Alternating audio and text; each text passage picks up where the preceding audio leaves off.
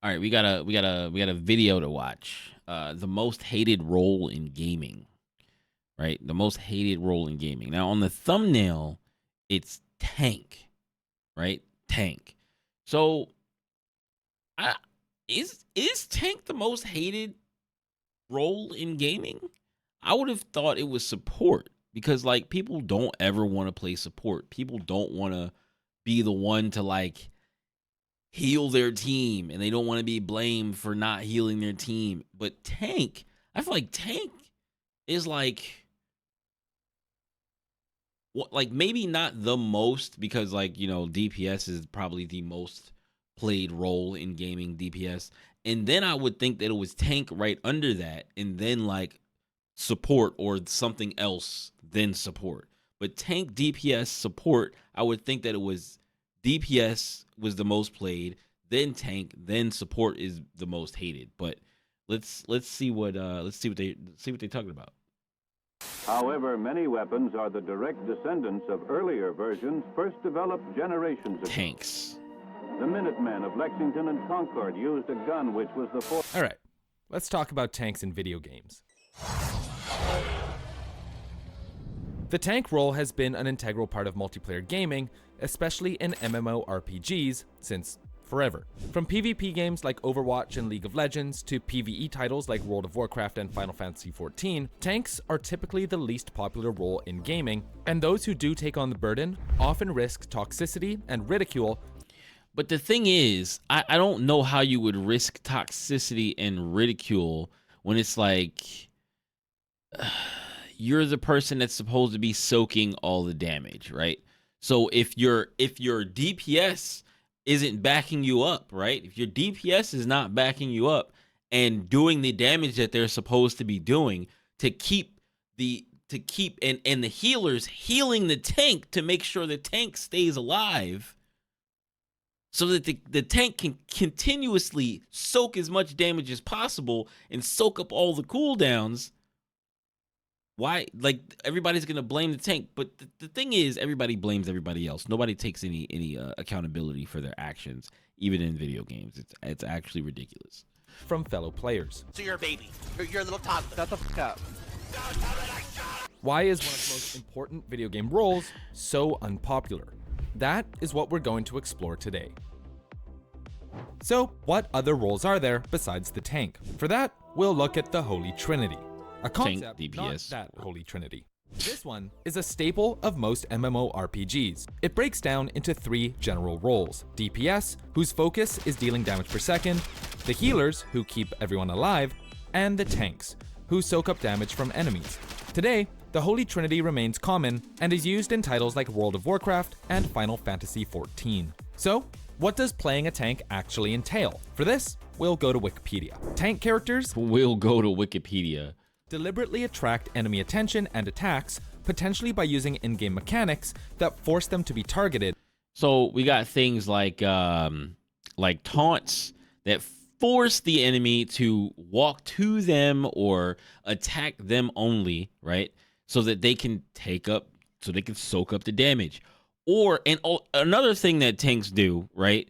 Tanks do a huge amount of damage. Like they do probably I don't know about in all games, but I know tanks usually have some crazy damage, right? Because they want to attract the enemy. So if the tank can't do any damage at all, then it's like ignore the tank, don't hit the tank, because if you hit it doesn't matter. Like they can't do any damage, they're not going to do anything to you. Get the DPS. So if they're attacking the DPS, then the DPSs are usually pretty squishy, right? So you want to kill them off as fast as possible. But if the tank can do a lot of damage, you can't ignore the tank. So the tank forces you to attack them through means of like an ability that taunts people towards you or something like that. Or they can do enough damage where it's like you can't ignore them, and it makes you want to focus down the tank to kill them as fast as possible so that you can get to the squishy DPSs. But it always usually is a bad idea to do that, because you don't want to attack the tank until the DPSs are dead, or until you force the DPSs away because maybe they're not getting healed, or they're not getting heals, or the support is forced away, or you end up killing the support, and that way you can, maybe if you kill the support, like kill the healer, maybe you could then kill the tank a little bit faster so that you can get to the DPSs, and then the DPSs have to leave. So there's a couple of ways of approaching the situation, but generally that's what the Holy Trinity is. To act as a decoy for teammates. Since this requires them to endure concentrated enemy attacks, they typically rely on a high health pool or support by friendly healers to survive while sacrificing their own damage output. Basically, your job is to attract Sacrificing the damage. and make sure that your teammates don't get caught in the line of fire. It depends on who you're It's playing. up to you to decide how many monsters you pull and where they'll be positioned. You, by default, also dictate the pace of the raid. Go too fast, healing and damage output won't be enough to keep you alive, and you're going to die. Go too slow, your party is going to get frustrated and move at a snail's pace. Go at just the right speed, and no one will acknowledge that you did anything at all.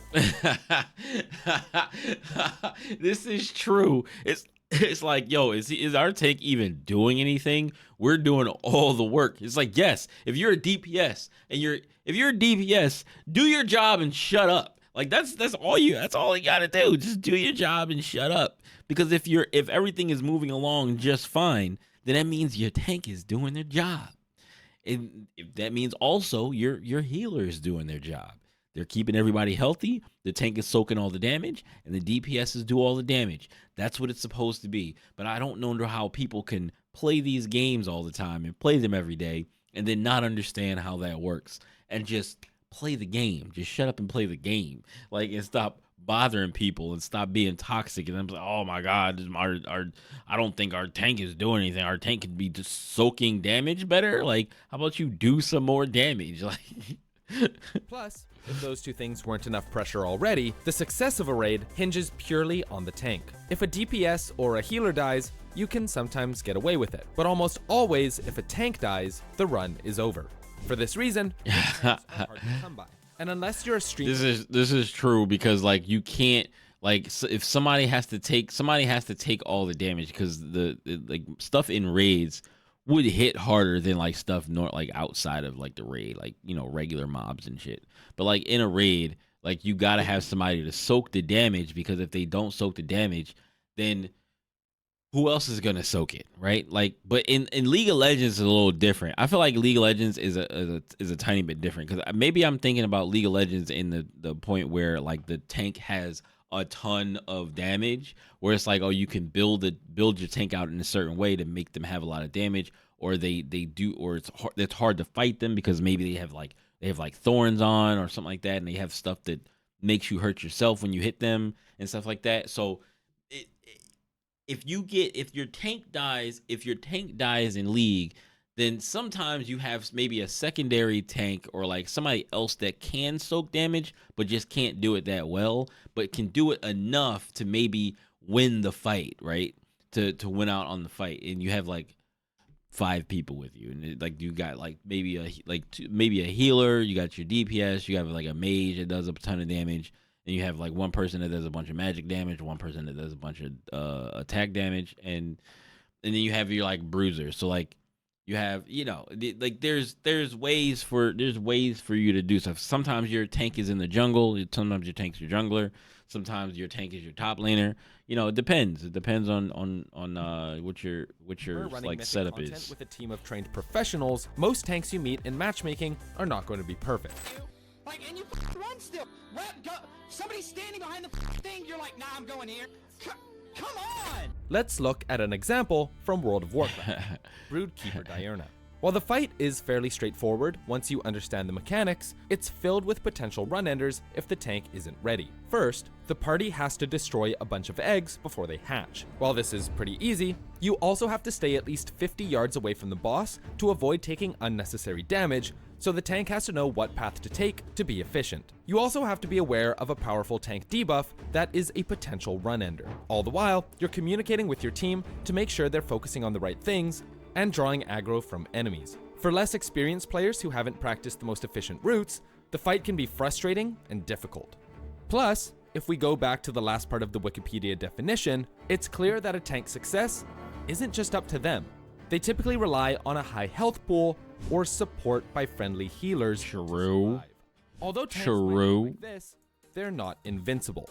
They can only soak up so much damage before they need to be healed, which means if you don't have a good healer, you're going to die. And because you're the tank, you're going to take most of the blame. Which is crazy that people think that way. It is insane that people think that way. It's like, all right, well, you got a lot of health, and then their healer is supposed to be doing their job, and then the healer is not doing their job, and then it's like, oh, well, damn. Can I get heals? Why do I gotta keep asking for heals? You should be on the tank's ass healing, right? Healing. Now, if other people, I don't know how World of Warcraft raids go, but like in general, heal the tank. If the person is doing their job and taking all the damage, make sure they stay healthy, because if they don't stay healthy, they will die, and it's not their fault that they die.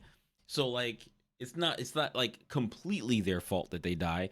Could they go into certain areas, or they could go off on like, you know, in certain routes? And when I'm thinking about like tanks and stuff, I'm thinking about like PvP style games like Overwatch and stuff like that.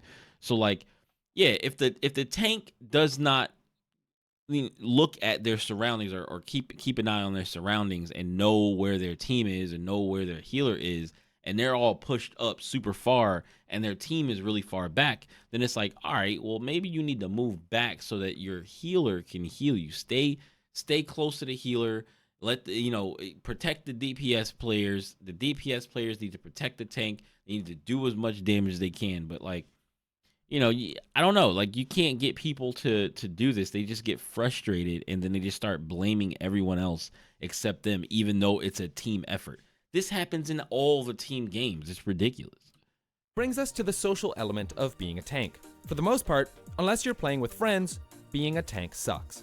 On top of having to tank enemies, players often find themselves tanking criticism and mean words from their fellow party members. Steven Messner, a former writer for PC Gamer, put it best when he described his own experience as a tank in World of Warcraft. This is the first time I've run the dungeon on Mythic difficulty, a nightmarish gauntlet where Blizzard throws all of its cruelest ideas at players in exchange for awesome loot, but every tip from the countless guides I've read couldn't have prepared me for the monsters inside.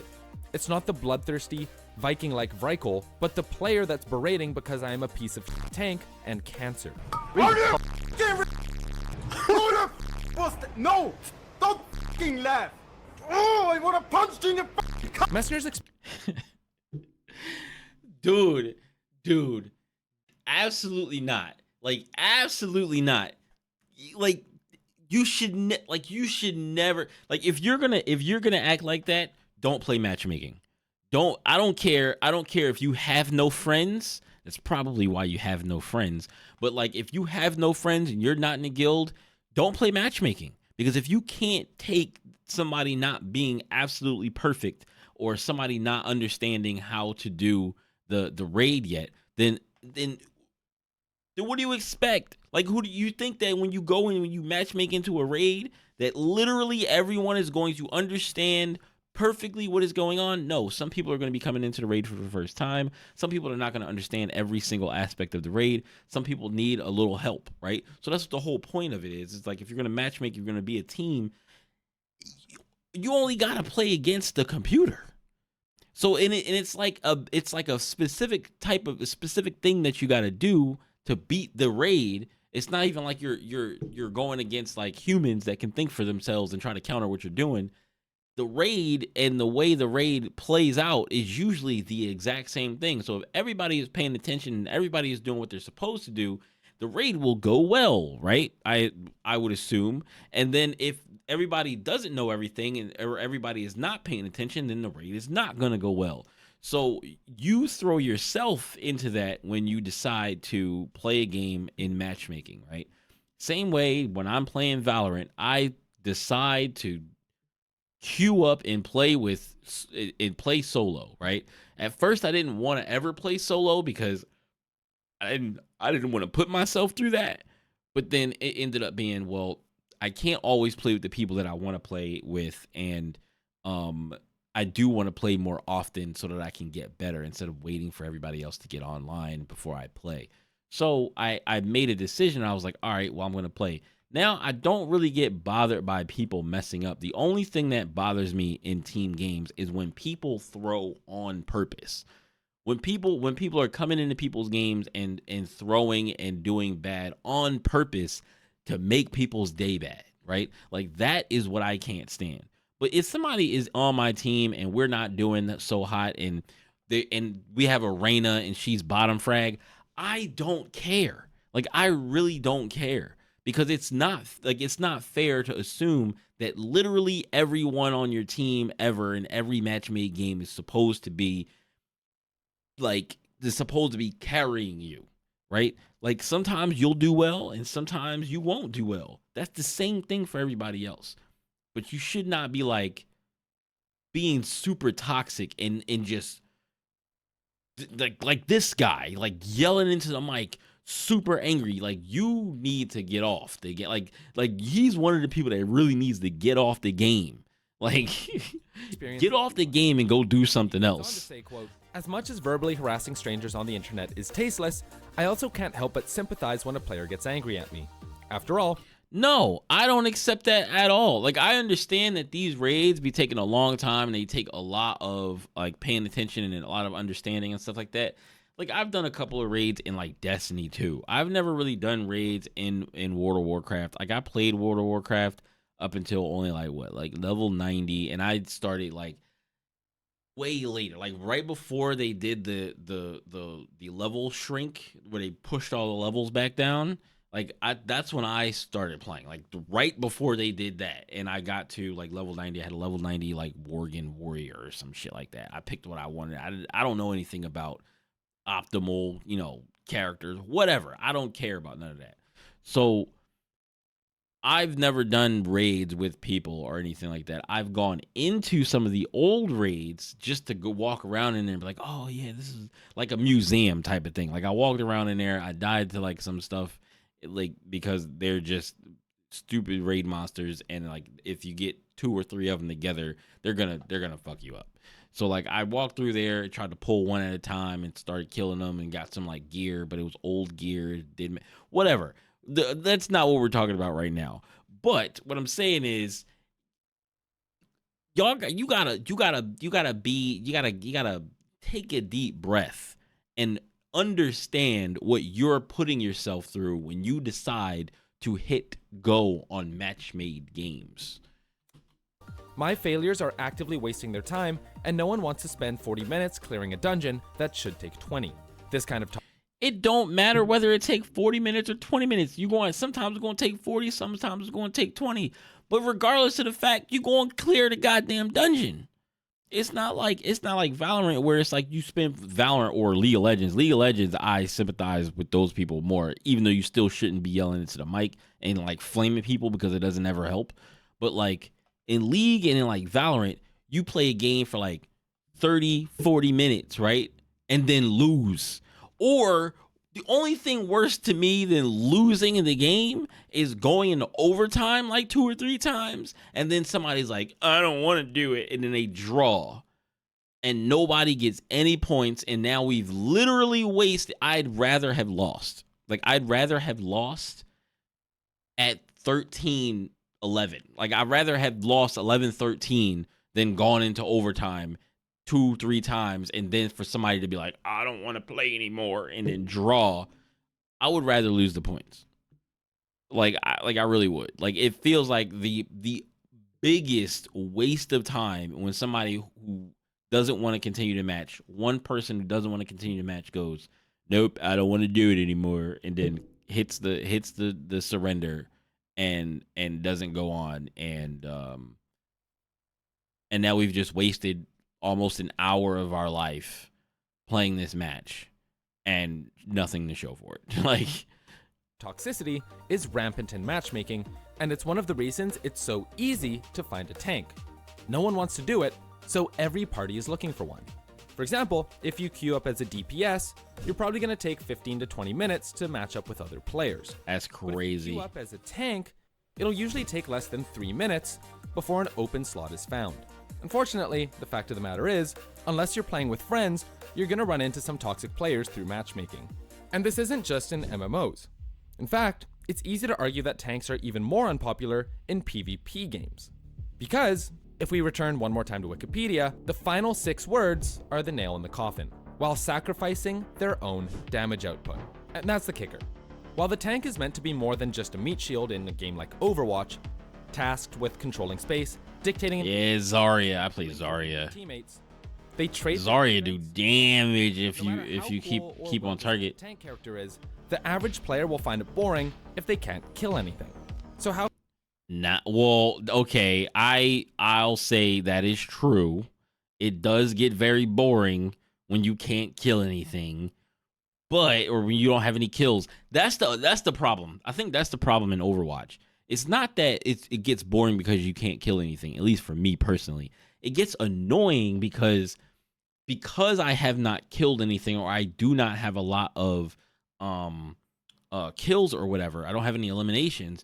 It's like, all right, well, that's not necessarily my job. Like, I'm supposed to be I do damage to make people want to kill me, and then you guys are supposed to be doing all the rest of the damage as DPSs, and then the healers will be keeping me healthy and alive and keeping everybody else on the team alive, right? Like, so like I just don't understand why people don't get that if they're playing DPS, they're supposed to be getting the kills, and it's like, oh, you don't even have this many, blah, blah, blah. You don't have. It's like, why are you worried about how many kills everybody has when you should be worrying about winning the match? It doesn't matter how many kills each person has individually if y'all are winning the match. Like it.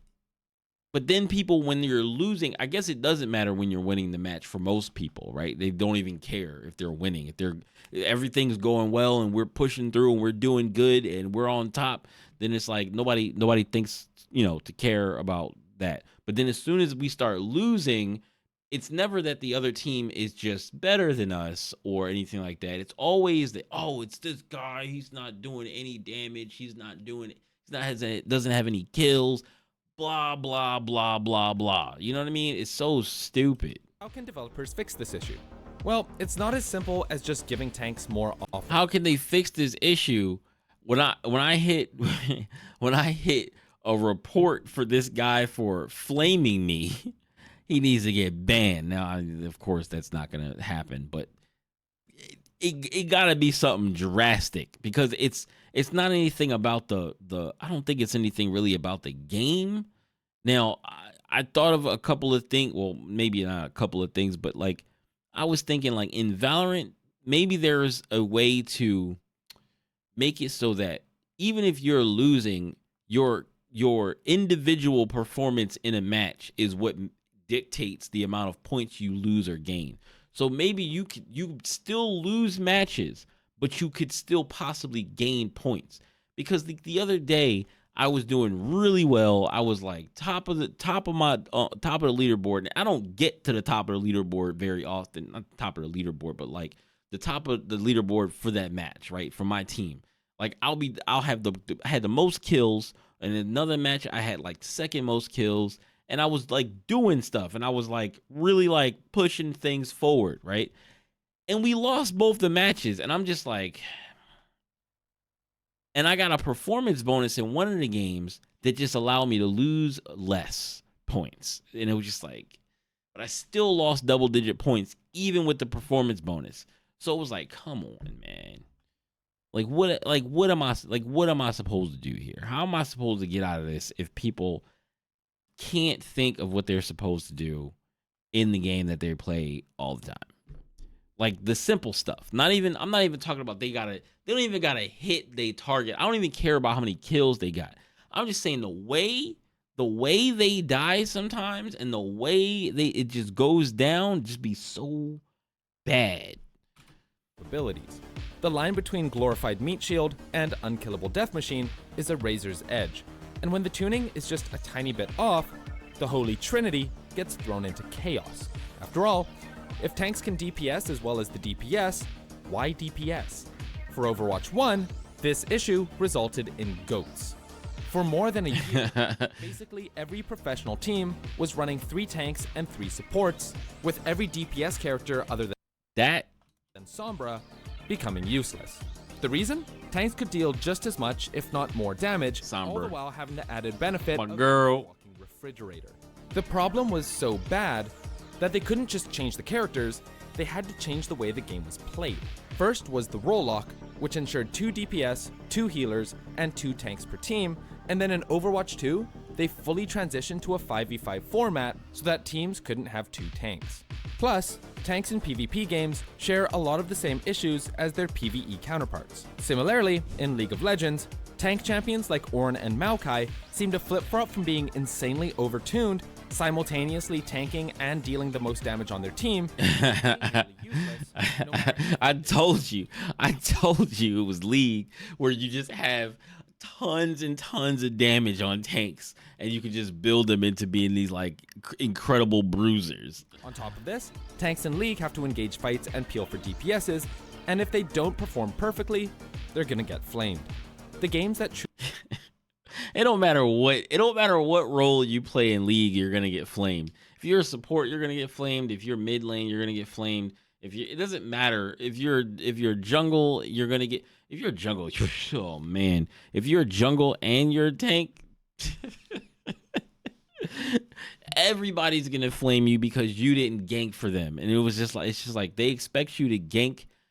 They expect you to gank for every single lane perfectly every time at the very perfect timings of throughout the match.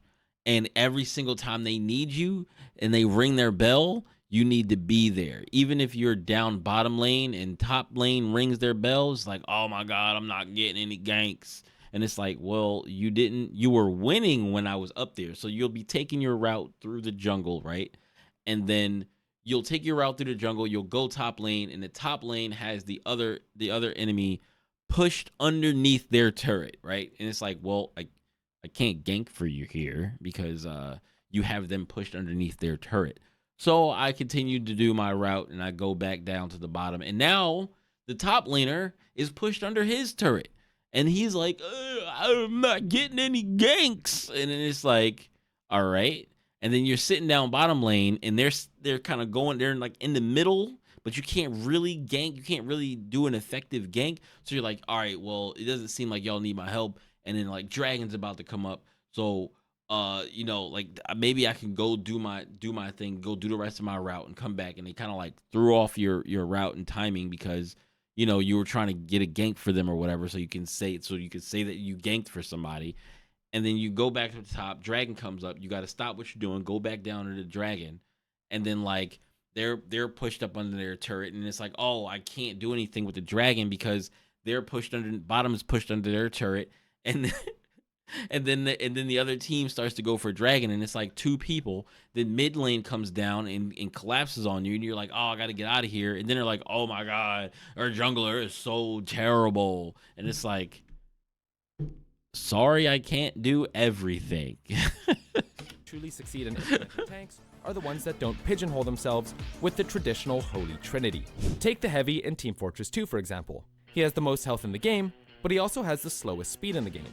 He has a 50% reduction in knockback, but is a sitting duck for snipers. He can dish out a decent amount of damage, but easily gets outmaneuvered by scouts. Because TF2 doesn't have a set DPS, healer, and tank role, the Heavy isn't a mandatory character to have in your comp. But when you do include him, he's balanced and synergizes well with the medic, as God intended. For most games, however, the tank role remains unbalanced. Whether it's tanking for a raid group in World of Warcraft, defending the point as a tank in Overwatch, or being the frontline tank in any multiplayer game in general, tanks are a tough role to get into. While it can feel incredibly satisfying in a pre-made group where everything gels and goes smoothly, it's typically a gamble every time you're solo queuing, and the experience can quickly go from bad to... When and what role isn't a gamble? I mean, I guess DPS. I guess that would be DPS.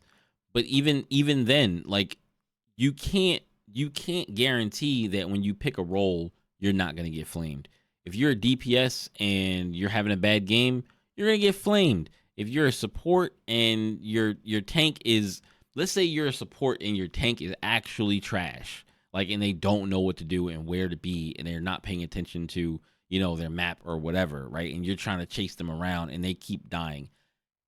People will flame you because the tank died, right? Because you're the support, you're supposed to keep them alive. Now, I said this before, it's like, oh, well, if the tank dies, then it's probably the support's fault. But like, it can go both ways. The support can be trying to heal the tank and trying to do what they're supposed to do, and the tank doesn't know where to be and is not aware of their surroundings enough to, you know, stay close to the team, or, you know, stay close so that the support can help and not like go so far ahead that like everybody else, you know what I mean? Like, it don't matter who you play, it don't matter what character, what role you play, you will get flamed online because people do not want to take accountability for themselves. They don't want to take accountability. They will blame it on everyone else. That's why a lot of people don't play fighting games, because you can't blame anybody else but yourself. But you can, though. And people will blame everything else. Even if they can't blame teammates in fighting games, they will blame the other player for playing an OP character. They'll blame the other character for spamming fireballs. They'll blame the other person for spamming the same combo, spamming throws. They'll blame lag even if their connection is really good. They'll blame I don't know, they'll blame the last patch that happened because their character got nerfed and they can't do anything at all now, and the matchup is just absolute garbage and they can't do any, like, you know, people will blame anything else rather than be like, damn, all right, what can I do different? What can I change? What can I change to be better? Like, and I'm not going to say that I never complain about stuff, because sometimes you're going to complain about stuff. Sometimes stuff is annoying and you're going to complain about it. But the difference is that while you're complaining about it, you're like, I'm sitting there thinking like, man, this is stupid. I can't stand fighting this character. But I'm also thinking in my head, what can I do against this character so that I can make this matchup better for myself? What can I do differently that I don't normally do? Is there anything else? And then like maybe watch the matches back, or just keep an eye on what you normally are doing in matches. Keep an eye on what the opponent is doing, what they like to do, their tendencies and all that kind of stuff. Get your emotions out. Like, oh my God, man, screw this character. I can't stand this. But you don't gotta say it, or, you know, on the mic in team games. You can flame everybody on your team without even saying anything. Like, oh my God, this dude is trash. Nobody knows what they're doing. I don't want to be here. I can't wait till this match is over. They all suck. But you don't have to say that in game chat. Terrible. With all the stress associated with the role, tank players truly are unsung heroes. The game knowledge and patience the role demands, and the thick skin you need in addition to your thick armor, makes it a hard but rewarding role to play. So the next time you see the fact that you need thick skin to play a role in a game is crazy. Is insane. Show them some appreciation, and if they do mess up, just remember, it's hard work, but someone's got to do it. It's like, yeah, if somebody complains about how you're playing tank, it's like, well, why you ain't playing tank? Why you not playing tank?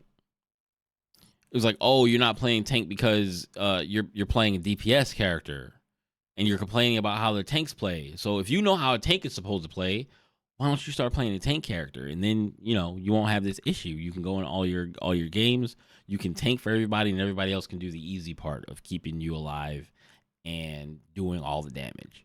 And you can be the tank and never have any issues whatsoever. But instead, you choose to play DPS. Why? Because it's probably much more fun to play for you than tank. So leave the tank alone. Leave the support alone. Leave the people on your team. Trash talk the other team. Call the other team garbage. Keep your own team's morale high regardless of what is going on. So in closing, it's not tank that's the most hated character, the most hated role in gaming. It's team games that are the most, like, every role is hated. Every role is hated. Like every role is hated for something different. I guess DPS is probably the least hated role because they do all the damage. But then if your DPS is not doing the damage that they're supposed to be doing, then they're going to get flamed too. Everybody has a job to do. And if you just focus on doing your job and each time doing your job better, you'll be great. Also, work on not flaming people on the mic because they made a mistake, because you make mistakes too. Everybody makes mistakes. And there was a time that you were making probably garbage, terrible mistakes, and then you had to learn from them. And you probably still make garbage, terrible mistakes because you flame your teammates online. So flaming your teammates is also just as bad as messing up in the game because it makes everybody play much worse. But that's about it. That was a pretty good video. But I don't agree that it's the most hated role.